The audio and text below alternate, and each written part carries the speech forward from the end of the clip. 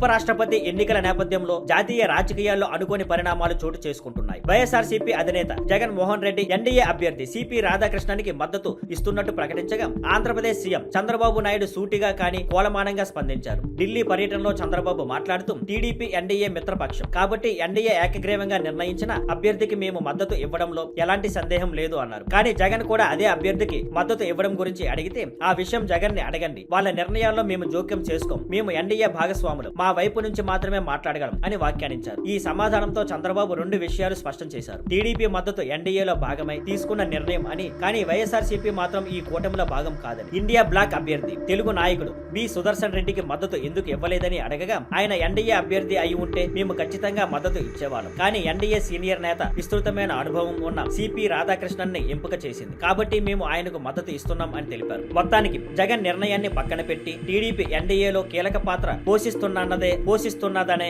విషయాన్ని హైలైట్ చేస్తూ చంద్రబాబు మాటలతో తన నాయకత్వంపై ఫోకస్ పెట్టారు. Thank you for watching. Please like, share and subscribe.